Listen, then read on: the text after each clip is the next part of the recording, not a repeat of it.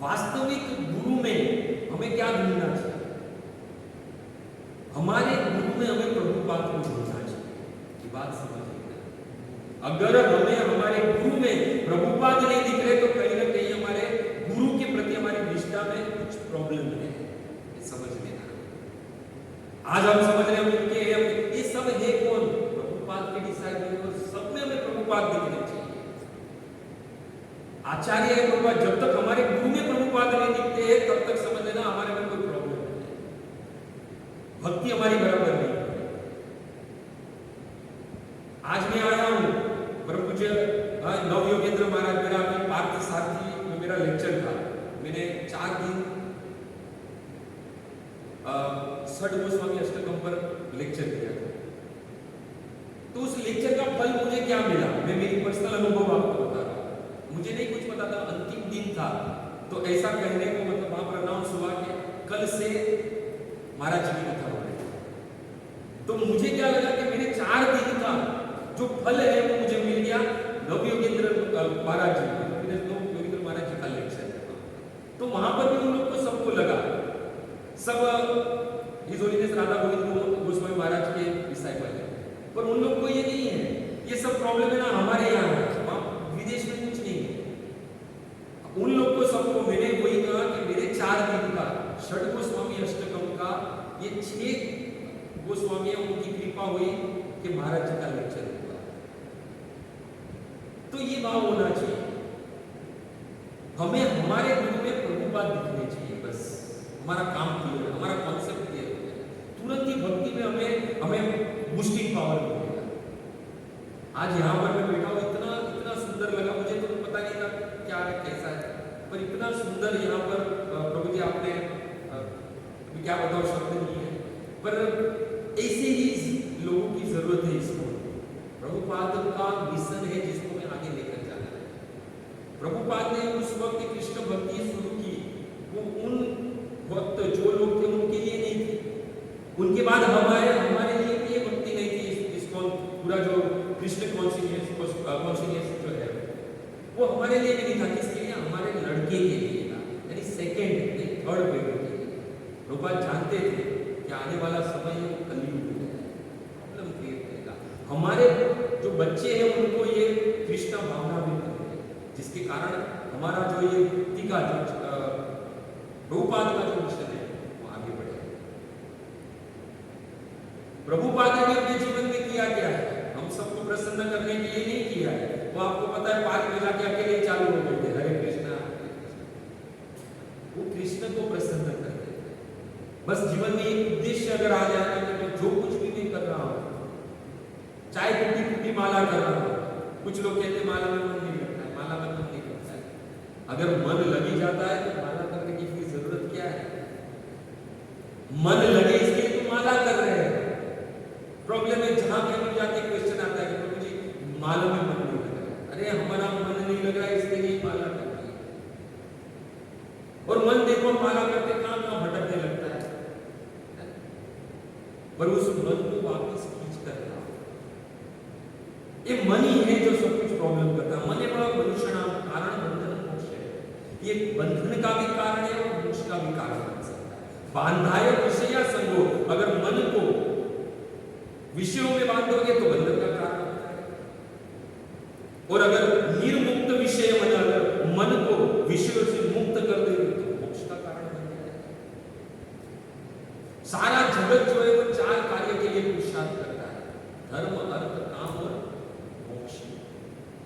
पर धन्य है मेरे कृष्ण का पद, वो तो मोक्ष को मुक्ति को भी ठुकरा देता है। इसलिए बिल्कुल ठाकुर कहते हैं ना, मुक्ति स्वयं मुकुलित सेवक अस्मात्। साक्षात मुक्ति भी जो है वो कृष्ण के भक्त के सामने हाथ जोड़कर खड़ी रहती है। और धर्म अर्थ काम गतय समय प्रतीक्षा, और धर्म अर्थ काम तो लाइन में खड़े रहते हैं कि कब ये कृष्ण का भक्त मुझे स्वीकार करेगा। पर कृष्ण का भक्त को क्या चाहिए? सिर्फ कृष्ण चाहिए, कृष्ण का प्रेम चाहिए। ये मुक्ति में भी इंटरेस्ट नहीं। हम सब लोग कहां जाने के, मतलब आप कहां जाना चाहते हैं? आपका अंतिम प्रयोजन क्या है? भगवान के धाम। कौन से धाम जाना? बोलो। हम हम वैकुंठवासी नहीं है, हमें वैकुंठ की कामना नहीं है, भगवान का ऐश्वर्य है वहां पर, ठीक है। हमें तो गोलोकवास चाहिए, क्योंकि गोलोक में हम कृष्ण की क्या कर सकते, सेवा कर सकते। 5 प्रकार की मुक्ति भी नहीं चाहिए हमें, हमें तो भगवान की प्रत्यक्ष रूप से सेवा करनी है। प्रत्यक्ष रूप से मतलब मंजरी भाव में सेवा करनी है, क्योंकि हमारी कोई पात्रता नहीं है। भगवान की प्रत्यक्ष सेवा कौन करता है, श्रीमती राधा रानी। श्रीमती राधा रानी जब भगवान को प्रसन्न करने के लिए कुछ वस्तुएं चाहिए तो किसे कहते हैं, अष्टसखियों को कहते हैं। अष्टसखी किसे कहती है, मंजरियों को कहते हैं। मंजरिया किसे कहती है, किंकर को कहते हैं। और हम अहिनंद तनुज किंकर, हमें किंकर बनना है, हमें किंकर बनना है।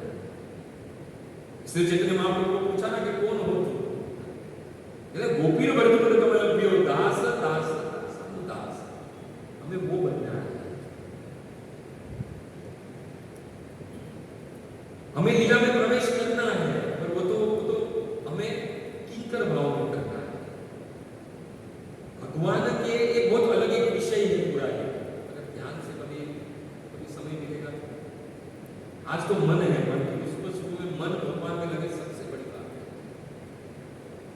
और आप लोग की कृपा से मेरा मन आज सुबह में भगवान में लगा, बाकी मैं तो अभी घी डाली भक्ति कर रहा हूँ, कोई ज्यादा वो नहीं है, बस आप भक्तों की कृपा चाहिए।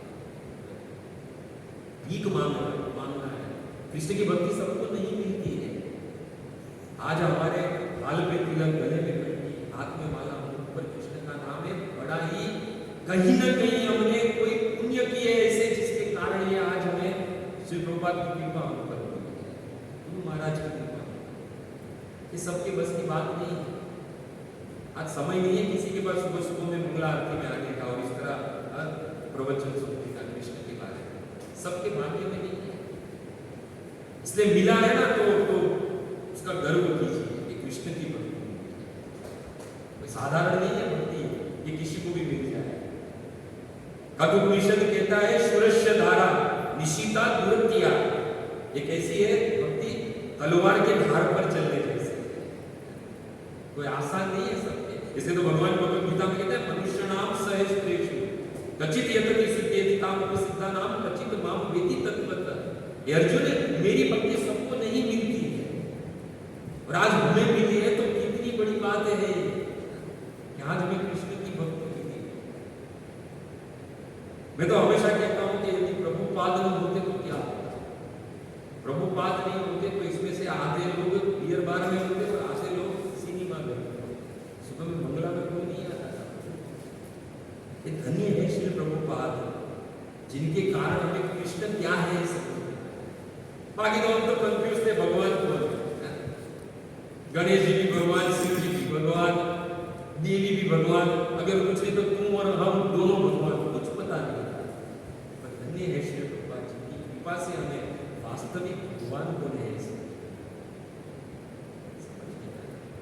तो जो ये दुर्लभ वस्तु मिली है उसको और बढ़ाइए, भक्तों का संग कीजिए। हम अभी वृंदावन, आप में से कौन गए थे अभी कार्तिक में वृंदावन जाके आए? वृंदावन जाए तो वृंदावन में भी क्या करना है जाकर, हम लोग क्या करते हैं वृंदावन में जाकर के ना पास्ता बर्गर बनाते हैं, चाइनीज बनाते हैं, यही नहीं गया है। हम तो समझ में नहीं आता। भक्तों के संग में जाओगे तो वास्तविक वृंदावन के दर्शन होते हैं, वास्तविक वृंदावन के। आप षड गोस्वामी अष्टकम में देखो, प्रथम 3 श्लोक षड गोस्वामी की महिमा गाई, चौथा श्लोक उनके त्याग के बारे में बताया, और बाकी के 4 श्लोक है उसमें वृंदावन की महिमा गाई। तो मेरे ख्याल से चौथा 5वें श्लोक में श्रीनिवास आचार्य कहते हैं कि आखिर ये जो षड गोस्वामी है वो वृंदावन में जाके करते क्या, संख्या पूर्वक नाम गान नीति भी कालावसानी कृतो निद्राहार विहार का दिग्विजितो अत्यंत च दीन चयो। राधा कृष्ण गुण स्मरेत मधुरिमा आनंदेन सम्मोहितो वंदे रूप सनातनो रघुयुगो श्री जीव गोपाल। अगर जीवन में दृढ़ भक्ति करनी है कृष्ण की तो षडष्टकम है वो याद कर लो। आपको मैं दावे के साथ बता सकता हूं जितनी माला आप अभी हम कर रहे हैं उससे ज्यादा आप माला करोगे, उतना ज्यादा मन लगेगा। क्योंकि आज हम कृष्ण की भक्ति कर रहे हैं उसका सारा श्रेय जाता है षड गोस्वामी को। हम वृंदावन में जाते हैं, यहाँ पर उखल बंद हुआ था, यहाँ पर राधा कुंड, यहाँ पर श्याम कुंड है, यहाँ पर भगवान ने चीरहरण किया था। ये सब जो कुछ भी है वो किसकी कृपा से हमें पर पता है? षड गोस्वामी। ये षड गोस्वामी, क्योंकि चैतन्य महाप्रभु ने आदेश दिया जाओ जाके कृष्ण की जो लुप्त लीला स्थली उसे पुनः जागो, शास्त्र लिखो। ये सब उनकी देन है और उसमें भी सर्वश्रेष्ठ गोस्वामी, क्योंकि हम रूपानुग हैं, हम उनके ही बताए हुए निर्देश पे चलते हैं। तो वृंदावन में हम जब जाए तो सबसे पहले संख्या पूर्वक नाम संख्या पूर्वक हमारी माला करें। और कहा है वहां पर निद्रा आहार विहार ये सब कुछ त्याग देना है।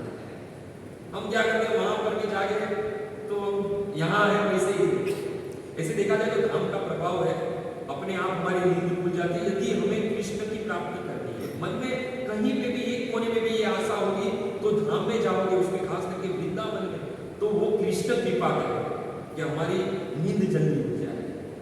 आहार पर बहुत ध्यान देना है, एक टाइम खाना खाओ वो भी जो रुखा सकता, क्योंकि जिह्वा पर अगर जाओगे तो ये मन है वो लगेगा नहीं कृष्ण। और रात दिन वहां पर क्या करना है? कृष्ण के गुणगान गाने। हम जब भी हमारी इस्कॉन की यात्रा जाती है, बहुत यात्रा निकलती है, पर इस्कॉन की यात्रा कुछ अलग होती है। लीला स्थली में प्रवचन होता है, क्योंकि कथा सुने बगैर यात्रा अधूरी है। उस लीला स्थली का महत्व समझना है। कथा होती है तो हमारा मन स्वाभाविक लग जाता है, अच्छा कृष्ण ने यहाँ पर ये लीला की थी, ये लीला की। आप चैतन्य महाप्रभु को भी देख लीजिए, जब वो वृंदावन आए थे तब महाप्रभु जी ने भी जिन जिन लीला स्थली पर दर्शन किए वहां की महिमा गाई, और वही हम लोग करना है, करते हैं। और वहां पर तो हमें ढूंढना है कि राधा और कृष्ण का, पर हम क्या करते हैं? वहां जाकर बर्गर काम मिलता है, पिज्जा काम मिलता है, चाइनीज काम मिलता है। आजकल तो यात्रा में भी अच्छे अच्छे मेनू होते हैं, बताइए। अरे खिचड़ी होनी चाहिए, मैं तो बोलता हूँ यात्रा में जाए, क्योंकि मन कम से कम आहार से हटकर कृष्ण में तो लगे। मन को तुम जितनी भी भौतिक वस्तु दोगे उतना वो मन कृष्ण से दूर जाएगा, ये समझ लेना। और मन को जितनी भौतिक वस्तुओं से दूर रखोगे उतना मन कृष्ण के नजदीक जाएगा। यहां पर है ना, यहां पर यदि विस्तार करोगे, सब चीजों का विस्तार करोगे तो वहां पर धीरे धीरे कम हो जाएगा।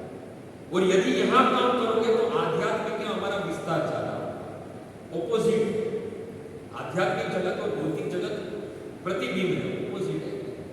यहां पर क्या है कि जितना भी आध्यात्मिक कम करोगे और भौतिकता ज्यादा करोगे, आपका नाम यश बढ़ेगा, है ना। इसके पास इतनी अच्छी गाड़ी, इतना बंगला है, ये है। पर यहाँ पे जितनी भौतिक वस्तुएं तुम संकेलोगे, कम करोगे, तो उतना ही आध्यात्मिक जगत में हमारा विस्तार ज्यादा होगा। इसलिए मन को जितना हो सके उतना कृष्ण की ओर लेकर, अगर भागता भी है तो उसको पुनः पकड़ो, पुनः पकड़ के उसको कृष्ण के पास लेकर जाओ। जितना कृष्ण के नजदीक रखोगे तो धीरे धीरे प्रैक्टिस हो जाएगी। कुछ लोग जो बहुत भगवत गीता पढ़ लेते हैं ना, वो लोग क्या कहते हैं कि क्या अभी तुम हरे कृष्णा कहते हो, भगवान ने भगवत गीता में क्या कहा है पता नहीं, और आप तो भगवत गीता का प्रचार करते हो। भगवान ने क्या कहा है भगवत गीता में? अंत काले च मामेव स्मरण मुक्ता कलेवर। अंत समय में जब ये कलेवर को त्याग करें तब भगवान कहते हैं मेरा स्मरण, तो अभी करने की क्या जरूरत है ना। कुछ लोग ऐसा दावा करते हैं, भाई अभी से करेंगे तो ही तो अंत समय में कृष्ण की याद आएगी, ये मन कृष्ण में लगेगा। जैसे पितामह भीष्म का भीष्म पंचक गए, उनका मन किधर लगा? अंत समय आया तो उन्होंने क्या कहा? मन में इच्छा की, कृष्ण को नहीं कहा है, मन में इच्छा हुई पितामह भीष्म की और ये तो 12 महाजनों में से एक है। स्वयं नारद संतो कुमार कपिलो मनु प्रहलाद जनित विष्णु बलि बढ़िया सखी में 12 महाजनों में से एक महाजन पितामह भीष्म। अंत समय आया तो अपनी रतिमती अपने मन को कहां लगाया? कृष्ण को सौंप दिया। सबसे पहला विष्णु स्तुति का श्लोक है, इति मति रूप कल्पिता वितृष्णा भगवत शाश्वत पुंगवे विभूनि स्वसुखमुपगते क्वचित् विहरतु प्रकृतिमुपेयुषि यद्व प्रवाह। ये जो मेरी रति है, मेरी मति, मेरा मन है, कृष्ण में आपको सौंप देता हूं। ऐसे तो कहते हैं कि मेरी एक कन्या है, कृष्ण से कहते हैं। कृष्ण कहते हैं आप बड़े छुपे रुस्तम निकले, आप तो ब्रह्मचारी थे, आपकी कन्या कहां से है? कभी शादी कर लिया? पितामह भीष्म कहते हैं मेरी रति, मेरी मति रूपी जो कन्या है उसका विवाह मैं आपसे करना चाहता हूं। हमें हमारा मन है वो कृष्ण को सौंप दो, फिर देखो हमारी सारी योगक्षेमम वहां में हम कृष्ण हमारे सारी व्यवस्था करेंगे। हमें श्रद्धा नहीं है कृष्ण पर, हमें श्रद्धा होनी बहुत जरूरी है कृष्ण पर, भक्ति में। इसलिए तो कहते हैं आदो श्रद्धा। हमें क्या है, हमारी श्रद्धा कमजोर है। हमारी श्रद्धा अगर बढ़ जाए तो कृष्ण अपने धाम को छोड़कर आ जाए। और प्रमाण है, आप देखो द्रौपदी को देख लीजिए, जब भगवान को पुकारा तो भगवान तुरंत उड़े चले गए। द्रौपदी ने भगवान को पुकारा, हम सब लोग जानते हैं। श्लोक पता है कौन सा है? नहीं पता है? मेरे पीछे गाना एक मेरा फेवरेट श्लोक है। और कृष्ण को पुकार द्रौपदी ने पुकारा, भागवत का श्लोक है, बहुत कम जानने को मिलेगा ये श्लोक, बहुत लोग नहीं पता, कंठस्थ कर लीजिए। द्रौपदी जब कृष्ण को पुकारती, शंख चक्र गदा पाणी, शंख चक्र गदा पाणी, शंख चक्र गदा पाणी, द्वारिका निलयच्युत, द्वारिका निलयच्युत, द्वारिका निलयच्युत, द्वारिका निलयच्युत, शंख चक्र गदा पाणी, द्वारिका निलयच्युत, हरिका निलयच्युत, गोविंद पुंडरीकाक्ष, गोविंद पुंडरीकाक्ष, रक्ष मां शरणं गत, रक्ष मां शरणं गत, रक्ष मां शरणं गत, रक्ष मां शरणं गत। जब जीवन में विपदा आए तो कृष्ण का सहारा, ये मन को कृष्ण को सौंपा होगा ना, और हम पूर्ण रूप से कृष्ण को आश्रय हो गए तो कृष्ण अवश्य भाग कर आए। अभी द्रौपदी ने पुकारा तब भगवान, ऐसा वर्णन है कि अपनी रानियों के साथ भोजन कर रहे हैं। अभी हमें कोई बुलाए, कितना भी आशा करते भाई 2 मिनट रुक तो पहले भोजन कर, पर ये कृष्ण ऐसे भोजन की थाली में से खड़े हो गए, आठों अंग कृष्ण के भड़कने लगे, आठों कृष्ण भागने लगे। तो सत्यभामा रुक्मिणी ने कहा कहां जा रहे हो प्रभु? भगवान को आज किसी को बताने की जरूरत थी, समय नहीं था भगवान दौड़े चले गए, नंगे पांव भगवान दौड़ने लगे। गरुड़ जी आए, गरुड़ जी ने कहा कि प्रभु कहां जाना है, अब मुझ पर सवार हो जाए। और हम सब जानते हैं कि गरुड़ मन की गति से चलते हैं। भगवान गरुड़ पर सवार हुए, पर भगवान को आज वहां पर द्रौपदी पुकार रही थी और भगवान को आज गरुड़ की गति भी धीमी लग रही थी। भगवान गरुड़ पे से भी कूद गए और भगवान दौड़ने लगे कि मेरा भक्त मुझे पुकार रहा है। सूरदास जी वहां पर कहते हैं, दुपद सुता निर्मल भई त्याजनित जी आए निज धाम, दुशासन की पूजा करती भई वसन रूप भय श्याम। भगवान वहां पर दौड़ रहे थे, भगवान को पता चल गया कि अब मैं समय पर नहीं पहुंच पाऊंगा और मेरी भक्त की मैं लाज नहीं बचा पाऊंगा। तब भगवान ने अपने उत्तरियों को आदेश दिया कि जाओ जाकर मेरे भक्त की द्रौपदी की रक्षा करो। और वो भगवान जो है वो वस्त्र के रूप में है, वो द्रौपदी की रक्षा करे। कब? जब द्रौपदी शरणागत थी, द्रौपदी ने पूरा मन भगवान को दे दिया, तब जाके द्रौपदी जो है उसके लिए भगवान। द्रौपदी ने कहा प्रभु इतना लेट कर दिया। उस वक्त द्रौपदी किसके किसके पास पास नहीं गई थी बताओ? पहले तो अपने 5 पतियों के पास, और 5 पति कैसे थे? हमारे जैसे नहीं, 5 पांडव थे। मदद आई नहीं, पितामह भीष्म, कृपाचार्य, द्रोणाचार्य, यहाँ तक कि धृतराष्ट्र महाराज, किसी ने मदद नहीं की। पर अंत समय पूर्ण रूप से शरणागति, भक्ति में शरणागति बहुत जरूरी है। जब दोनों हाथ खड़ा करके, पहले तो क्या किया उसने, एक पल्लू अभी पकड़ के रखा था। द्रौपदी को क्या था, अभी भी मैं अपनी लाज बचा पाऊं। भगवान नहीं आए, भगवान आए नहीं आए, क्योंकि भगवान ने देखा अभी भी इसे अपनी शक्ति पर भरोसा है, ये नहीं आऊंगा। और वो बोलता 10,000 हाथियों का बल रखने वाला दुशासन, जब द्रौपदी को लगा कि अब मेरा कुछ नहीं होता है, दोनों हाथ खड़े करके कृष्ण को पुकारा और कहा अगर लाज जाएगी तो आज तेरे भक्त की लाज जाएगी, तेरी लाज जाएगी। और भगवान को पूर्ण शरणागत होकर दोनों हाथ खड़े करके द्रौपदी ने पुकारा कि आज अगर इस भरी सभा में अगर नग्न भी हो जाओगी तो तुम्हारी लाज जाएगी, कृष्ण मेरी नहीं जाएगी। जब भगवान ने देखा कि सारे सहारे छोड़ दिए, इसका और कोई सहारा नहीं, इसका एकमात्र मैं ही सहारा हूं, तब भगवान भक्ति में बहुत जरूरी है।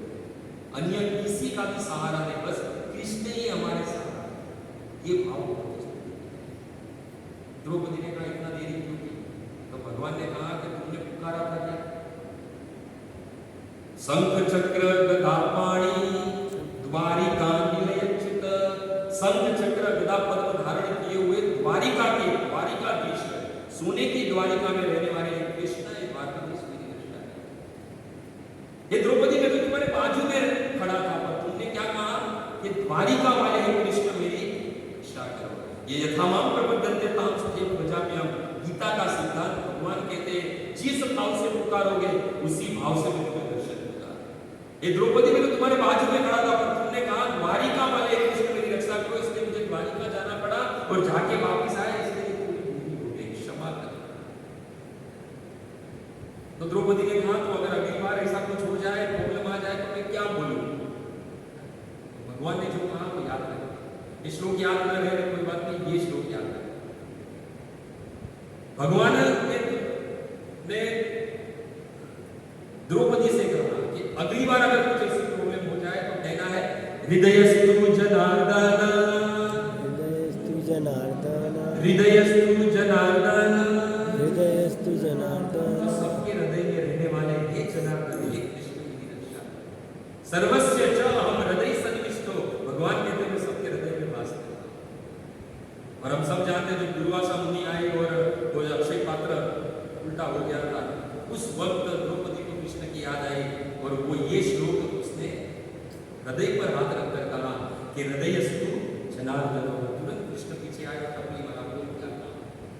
तो कृष्ण और कहीं भी भक्त हमारे हृदय में वास करते हैं, इसलिए हमारे मन जो है वो कृष्ण जितना हो सके,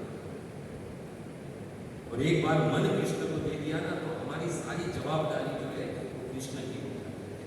बाकी बताओ 70 वर्ष की आयु में जिन्होंने वृंदावन को किया, श्री प्रभुपाद, हो सकता है इतनी बड़ी क्रांति आ सके नहीं, क्योंकि उन्होंने मन कृष्ण को दे दिया था और सब कुछ कृष्ण पर छोड़ दिया था, तब जाके इतनी बड़ी क्रांति आई है। तो अब इस्कॉन, तो ये सब कुछ कब हुआ? जब श्री प्रभुपाद ने अपना सब कुछ कृष्ण को सौंप दिया। तो हमें भी हमारा सब कुछ कृष्ण को सौंप देना है और कृष्ण से यही प्रार्थना करनी है कि मेरा मन जो इधर उधर भागता है वो आपके चरणों में, अब इस मन को भी आपको ही पकड़ कर रखना है, सब कुछ कृष्ण पे छोड़ देना है। हम क्या करते हैं, हम श्रेष्ठ, हम ये कर लेंगे, हम वो कर लेंगे, हम ये कर लेंगे, इसलिए कृष्ण कुछ नहीं करते। एक बार पूर्ण रूप से शरणागत हो जाओगे कि अब मेरे में कोई बुद्धि नहीं। हम जब संबंध जोड़ते हैं कृष्ण से, तो संबंध का विग्रह कौन सा है? संबंध की विग्रह कौन से है? तीन वस्तु है भक्ति में, संबंध, अभिधेय और प्रयोजन। तो संबंध के विग्रह कौन से है? राधा मदन मोहन। उसका प्रणाम मंत्र क्या है? चैताम सुरतो पंगो मर्म मन मतिर्गति मत्सर्वस्व पादाम मुझो राधा मदन मोहन। उसमें क्या कहा है कि मैं कम बुद्धि वाला हूं और लगड़ा भी हूं, तो चल भी नहीं सकता हूं, यानी लगड़ा मतलब बुद्धि से कमजोर। हे राधा मदन मोहन मुझ पर कृपा, तो हमें भी भगवान से यही कहना है कि मेरे में कोई बुद्धि नहीं है, आप मेरा अच्छा और बुरा आप जानते हो, मैं पूर्ण रूप से आपसे शरण हूं। तो ये प्रार्थना जैसे प्रभु जी ने बहुत सुंदर प्रार्थना की जब आखिरी समाप्त हुई, तो वैसे ही प्रार्थना हमें करनी है। हमारा संबंध जब उनसे जुड़ जाए तो हमें अपने आप को मंद बुद्धि वाला कहना है। दूसरा क्या है संबंध के बाद अभिधेय, यानी भगवान की सेवा कैसे करें। तो अभिधेय के विग्रह कौन है? राधा गोविंद। और उसके बाद अंतिम प्रयोजन क्या है? हमारा आपने कहा गोलोक में जाना है, ये हमारा प्रयोजन है।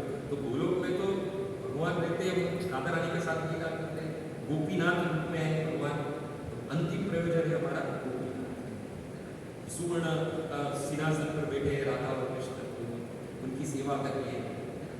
तो यही है, ये संबंध जोड़ो, फिर अभिधेय और प्रयोजन, ये सब कुछ में सबसे पहले संबंध जोड़ने वक्त हमारा मन का संबंध है वो कृष्ण से जोड़ो। तो खूब धन्यवाद आप सब का, बहुत ही अच्छा लगा यहाँ पर आकर के सुबह सुबह ये वाणी जो है वो भगवान की गुणानुवाद में है, गुरु की गुणानुवाद में है। तो खूब धन्यवाद आप सभी भक्तों का, और विशेष करके श्याम सुंदर का। कभी भी भविष्य में अगर कोई सेवा हो तो इस दास को जरूर याद कीजिएगा। अवश्य कहीं पर भी रहूँगा, मेरा अभी का जो जीवन है वो मैं ज़्यादातर इस्कॉन को दे चुका हूँ या देने की प्रयास में। अंतिम जो समय जितना भी बचा है उसके पहले भौतिक में ये पूरा जीवन बीता है।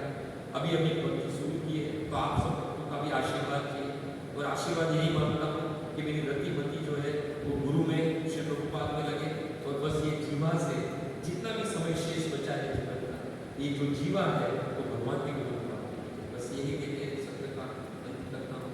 वांछा कल्पतरुभ्यश्च कृपा सिन्धुभ्येव च पतितानां पावनेभ्यो वैष्णवेभ्यो नमो नमः। श्रील प्रभुपाद की जय।